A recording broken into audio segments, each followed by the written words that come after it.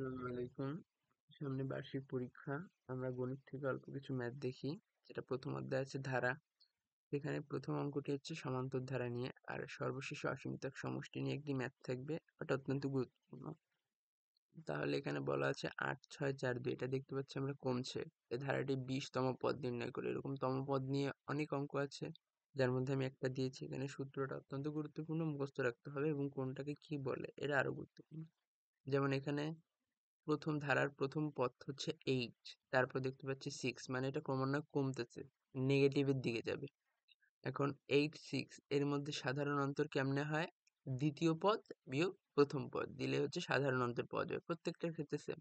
এখানে তৃতীয় পদ বিয়োগ দ্বিতীয় পদ করলেও একই আসবে, -2। এটাকে ডি বলা হয়, সাধারণ অন্তর। এবং ধারার প্রথম পদকে এ দ্বারা ডিনোট করা হয়, যার অর্থ হচ্ছে a সমান 8। এখানে প্রথম পদ 8 আছে।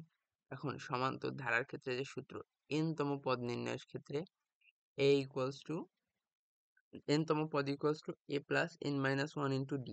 এটা হচ্ছে মুখস্থ রাখতে হবে। n-তম পদ আমাদের লাগবে কত? 20তম পদ।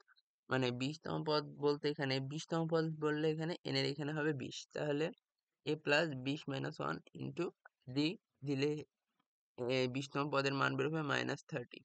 এখন ধারাটির 20তম পদ হচ্ছে -30, কারণ এখানে ক্যালকুলেশন করা হয়েছে। 20-এর থেকে 1 গেলে 19, -2, এখানে হয় -38, আর এখানে +8, -38 + 8 -30।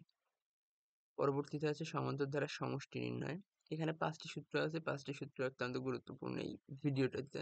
শেষ পর্যন্ত থাকলে 5টি সূত্র অন্তত শিখতে পারবে। পরবর্তীতে আছে হচ্ছে ধারার প্রথম 30টি পদের সমষ্টি। এটা একটা সমান্তর ধারা। কিভাবে বুঝলাম? 7, 12, 17, 5 5 করে বাড়তেছে। এগুলো হচ্ছে সমান্তর হারে বাড়া। তাই এগুলো হচ্ছে সমান্তর ধারা। এবার আগেই বলেছি সমান্তর ধারার প্রথম পদকে কিভাবে চিনব? a1। a1 দ্বারা রিপ্রেজেন্ট করে হচ্ছে সমান্তর ধারার প্রথম পদ, এবং d দ্বারা সাধারণ অন্তর। এবার n-তম পদের সমষ্টি, এই যে আর একটা সূত্র, এই সূত্রটাও মুখস্থ রাখতে হবে সম্পূর্ণ। সমষ্টির সূত্র হচ্ছে Sn, মানে n-তম পদের সমষ্টি n/2 2a plus n minus 1 into d। প্রথমে হবে n/2, তারপর হচ্ছে 2a plus n minus 1 into d। এখানে n এর জায়গায় বলছে কত? 30। 30 পদের সমষ্টি। এখন a 30/2, 2 into a এর মান 7 জানি, আর 30টি পদ মানে n এর এখানে 30 হবে, 30 minus 1 into d। এইখানে ক্যালকুলেশন করলে বাকি n এর মান আসতেছে হচ্ছে 2385। পরবর্তীতে বলছে ধারাটির দশম পদ নির্ণয় করো। এই দশম পদের ক্ষেত্রে এই ধারাটি কেমন ধারা এটা আগে দেখতে হবে। যেমন প্রথমে ছিল 1/4, পরে 1/2, 1। এটা কিভাবে বাড়তেছে? এটা কিন্তু গুণোত্তর হারে, এটা আর সমান্তর হারে বাড়তেছে না, এবার গুণ আকারে বাড়তেছে। যেমন 1/4 এর সাথে কত গুণ করলে 1/2 হবে? 1/4 এর সাথে যদি আমি 2 গুণ করি তাহলে হচ্ছে 1/2 হচ্ছে। এবার 1/2 এর সাথে যদি আবার 2 গুণ করি তাহলে কিন্তু 1 হচ্ছে। আবার 1 এর সাথে 2 গুণ করলে 1, 1 এর সাথে 2 গুণ করলে 2 হচ্ছে। এবার 2 এর সাথে 2 গুণ করলে 4 হচ্ছে। মানে এটা কিভাবে আর গুণ করা লাগতেছে না আমাদের। তার মানে এটা হচ্ছে গুণোত্তর ধারা। এর বলছে দশম পদ নির্ণয় করো, গুণোত্তর ধারার দশম পদ। আবারও এই ক্ষেত্রে প্রথম পদকে আমরা চিনব হচ্ছে a দ্বারা, কিন্তু আগেরবার যেটা সমান্তর ধারার ক্ষেত্রে d ছিল, এবার সাধারণ অনুপাতের ক্ষেত্রে সেটা হচ্ছে r।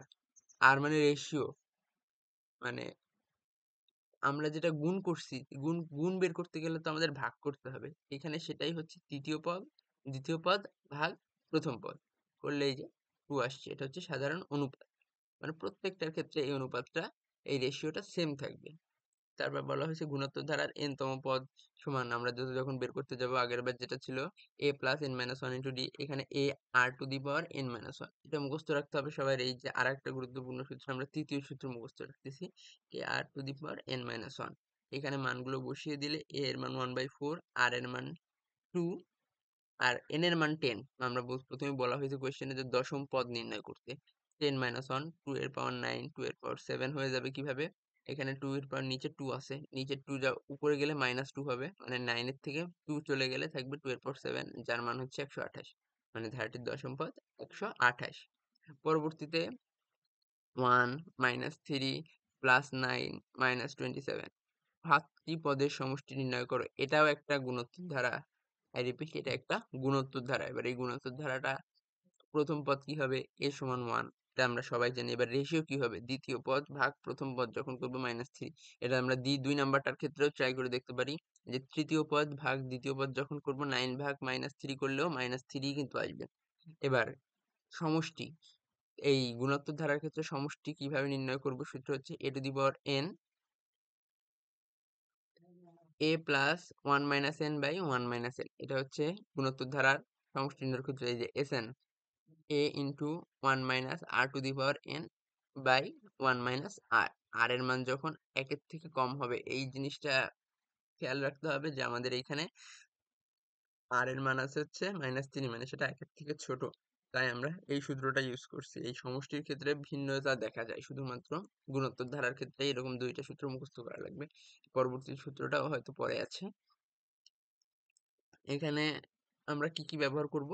r এর জায়গায় -3 ব্যবহার করব। এই যে r এর এখানে -3 দিব, আর n এর জায়গায় 7 বসাই দিব। জাস্ট ইজিলি করলেই হয়ে যাবে। 1 প্লাস এটা 1, প্রথম পদ তো 1, যাই 1 গুণ করলে যা আছে তাই বসে যাবে। 1 প্লাস 3 টু দি পাওয়ার 7, আর নিচে 1 প্লাস 3 করলে হয় 4, যা ক্যালকুলেশন করলে 547 আসে। পরবর্তীতে লাস্টে বলছিলাম যে অসীমতক সমষ্টির একটা অঙ্ক থাকবে, যেটা গুরুত্বপূর্ণ, যে অসীম গুণোত্তর ধারার ক্ষেত্রে সমষ্টি নির্ণয় কিভাবে করব আমরা। যেমন ধারাটা দেওয়া আছে 1 3, 1 two the power 3 square, 1/3 cube, 1/3 4, এভাবে যেতে থাকবে। এখানে সমষ্টি কিভাবে নির্ণয় হবে, যে এই অসীমতক পদের সমষ্টিগুলো কত হবে। যেমন আমরা প্রথম পদ আমরা 1/3 ধরবো, আর সাধারণ উপাদ একইভাবে দ্বিতীয় পদ ভাগ প্রথম পদ করে 1/3, যেটা কি 1 এর থেকে কম।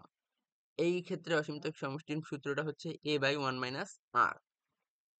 তম পদের অসীমতক সমষ্টি, এটা তম পদ মানে কি, অসীম পর্যন্ত আমরা সমষ্টি নির্ণয় করবো এই ধারাটার। এখন অসীম পর্যন্ত সমষ্টি নির্ণয় সূত্র হচ্ছে a বাই 1 মাইনাস r। এবার a এর মান 1/3, 1 বসে গেল, r এর মান হচ্ছে 1/3, 1/3, 1 এর থেকে 1/3 গেলে 2/3, আর 1/3 এটা কাটাকাটি হয়ে 1/2 হবে। এবং অসীমতক সমষ্টি হচ্ছে এই ধারাটার অসীম পর্যন্ত যদি আমরা সমষ্টি নির্ণয় করি, তার মান হবে 1/2। তাহলে আমার কাছে ম্যাটেরিয়ালস কম থাকার কারণে এই ভিডিওটি এরকম উৎকট লাগলেও লাগতে পারে। তবে ইনশাল্লাহ পরবর্তীতে আরো ভালোভাবে ভিডিও বানানোর চেষ্টা করব। ধন্যবাদ। আসসালামু আলাইকুম।